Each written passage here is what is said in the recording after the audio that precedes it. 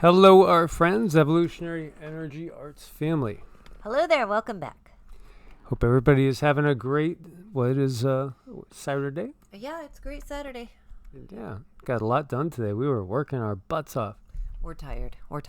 Yeah, lots of home things. Yeah, much needed home things.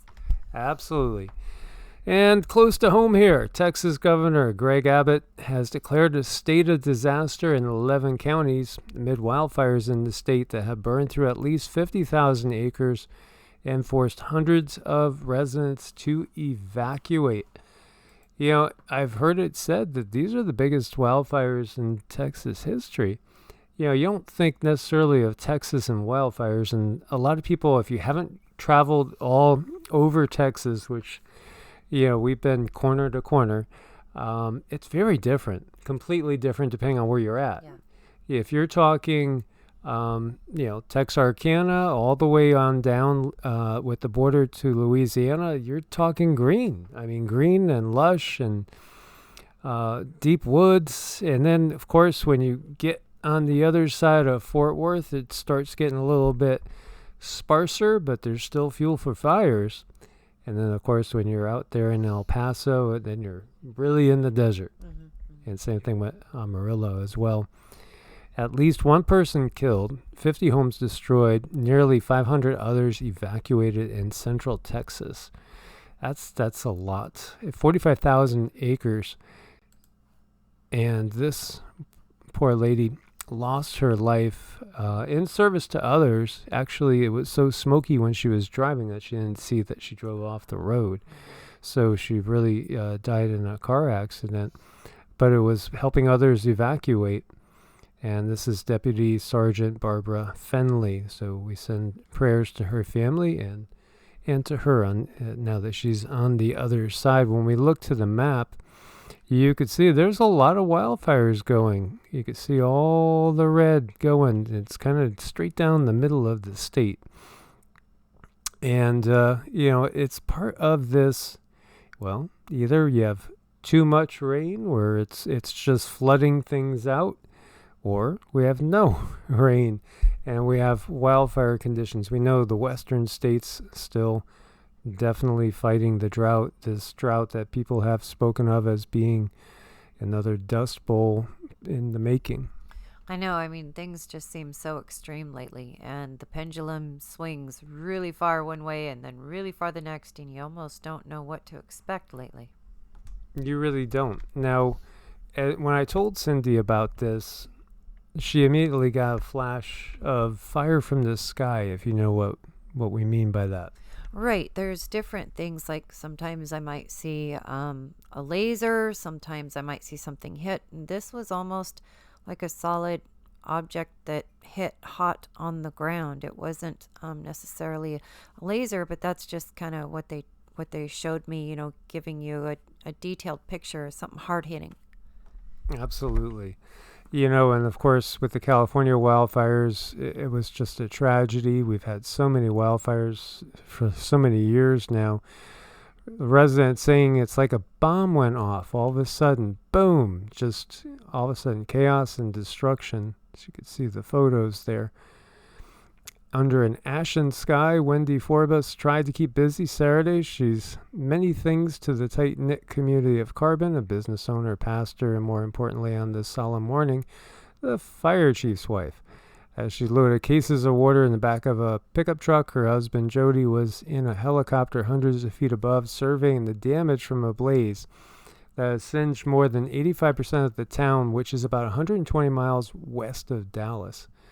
Nobody can say for sure, but local farmers believe he witnessed the beginning of the end as a gust of wind knocked down power lines hovering over a street. Everybody can agree, though, that one spark was all it took. The fire jumped from field to field like it had a life of its own. Anywhere you turned, it looked like a bomb went off. I've seen this place up in smoke before, but never quite like this. So, again, we send our prayers and best wishes to everyone that's going through that. Ancient ice reveals scores of gigantic volcanic eruptions. Ice cores drilled in Antarctica and Greenland have revealed Gigantic volcanic eruptions during the last ice age, 69 of these were larger than any eruption in modern history. According to the University of Copenhagen physicist behind the research, these eruptions can teach us about the planet's sensitivity to climate change, or perhaps geoengineering on a very large scale. Yeah, anything can be, triggered, so to speak. For sure, there are natural cycles as well. And for many people, the mention of a volcanic eruption conjures up doomsday scenarios that include deafening explosions. Well, geez, remember Tonga? That was insane. That was just incredible what we saw there. Dark ash billowing into the stratosphere, gloopy lava, burying everything in its path as panicked humans run for their lives.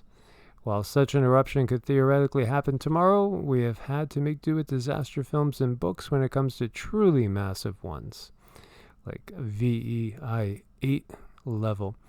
So we haven't actually experienced any of history's largest volcanic eruptions. We see that now. Oh, this is Cindy's favorite word. Oh gosh, I love this word. Ekel, flackle, jackal, col. Yeah. Well, you remember that eruption paralyzed European air traffic in 2010. Well, it pales in comparison to eruptions identified further back in time. Many were larger than any eruption over the last 2,500 years. So even though we've seen so many volcanoes going off and so many earthquakes, as far as the big volcanic eruptions, we haven't seen anything yet. So it goes back like 60,000 years. And you have 69 eruptions that were bigger than Mount Tambora. And that was one that erupted in 1815. That was the largest one in recorded human history. And still, when you go back farther, 60,000 years, you have 69 big ones. And of course, can cool off the entire planet when you're starting to talk about things like that and create a nuclear winter effect, so to speak. So astrobiologists say space viruses could reveal alien life. Well, the thing about viruses is technically they're not really alive. They're really weird when you get down to it. And of course, we are all very familiar with the word virus now. And we're getting familiar with what's weird. Absolutely. And, our perception or our misperception of space. Mm-hmm. That's the big thing with this I want to get across because, they're talking about viruses that may be spread across interplanetary space, going from planet to planet, maybe even solar system to solar system. Who knows? Even maybe galaxy to galaxy. And space is much more full of potential for life and life than we think. Bacteria too could be out there. It was interesting when Cindy channeled Vishnu. It took me right back to the beginning of Genesis when the Spirit of God hovered over the waters, because Vishnu referred to space as basically the waters of space. And that really struck me.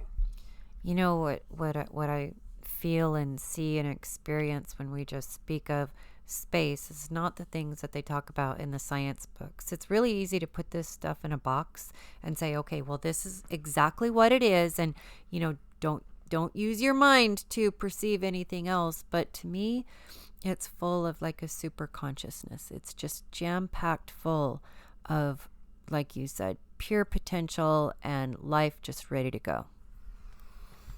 Absolutely. And it's always struck me, as above, so below, as within, so without. If we are simply cells in the body of Earth, Earth is a cell in the body of something bigger, then maybe space itself is like interstitial fluid. The fluid that's there between cells, which is still a fluid. It's a medium. And of course, we know water can be programmed with intention. We could change the structure of water. So space perhaps is kind of like DNA, because DNA is a program. It's basically a program. It's a coding. It can be rewritten anytime. And maybe space is kind of like that. It's just kind of in places where there's apparently nothing. It's just a blank slate waiting for somebody to create. Yep. Waiting for someone to code it.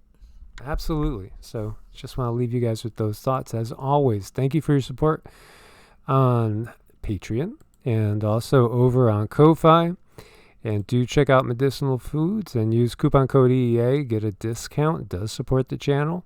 Link at the top of every video. Stay prepared, guys. Much love. God bless and namaste. Namaste.